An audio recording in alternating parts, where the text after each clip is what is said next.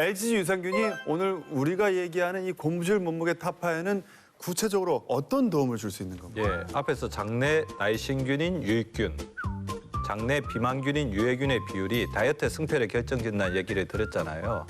LGG 유산균을 섭취해서 장의 유익균 수를 늘려주게 되면 몸속에 지방이 축적되는 것을 막아주는 영향을 미치기 때문에 고무줄 몸무게를 타파하고 보다 건강하게 다이어트를 할 수 있는 근본적인 방법이 되는 것입니다. 네. LGG 유산균이 다른 유산균과 이렇게 다르게 생존력이 남다르다고 합니다. 생존력. 네. 일반 유산균의 경우 위에서 일단 위산이 나오거든요. 네. 거기에서 한 90% 정도가 전멸. 아이고. 90%다. 예, 그리고 위산 지나면 이제 우리가 알고 있는 십이지장 쪽에 가서 쓸개즙, 담즙산 같은 거에 또 90% 전멸. 아이고야. 그러면 실질적으로 장까지 도달할 수 있는 가능성은 1 정도밖에 되지 않거든요.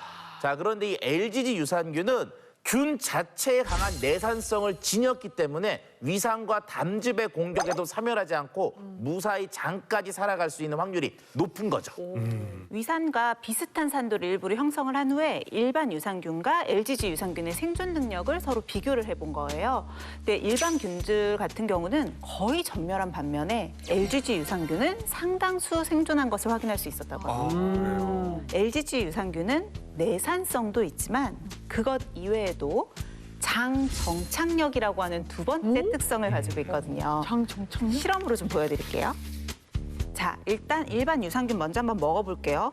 어찌어찌 얘네들이 살아났어. 위산과 다 빠져나갔어. 아우, 다 화장실로 갔어. 무아무타불이다. 너무 빠르게 없어져 버렸죠. 자, 그렇다면 이번에는 LGG 유산균이 어떤지 한번 볼게요. 똑같이 위산 담즙산을 일단 견뎌놓고 위산 담즙산을 일단 견뎌놓고 장에 가서 다 생존력이 달라붙었네. 자, 지금 보시는 것처럼 이 LGG 유산균은 이렇게 장 정착력이 뛰어나서 장에서 좀 더 오래 머물면서 살아남을 수 있는 특징이 있습니다. 그렇군요. 보시면 LGG 유산균 표면은 운동성 세포로 되어 있어서 장점막이 더 찰싹 달라붙게 되는 이제 특성을 가지고 있는 거죠. 이렇게 장점막이 잘 달라붙으니까 유익균 정식에도 도움을 줄 수밖에 없겠죠. 자, 다음 LGG 유산균의 특징은 바로 생존력인데요. LGG 유산균은 장을 지나 심지어 대변에서도 발견되는 유산균입니다.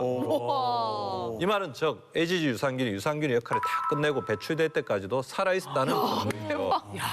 실제로 일반 유산균의 생존력이 평균 3일로 알려진 데 비해 LGG 유산균은 장에 정착한 후 일주일 이상 생존한 것이 연구를 통해 밝혀진 바 있습니다.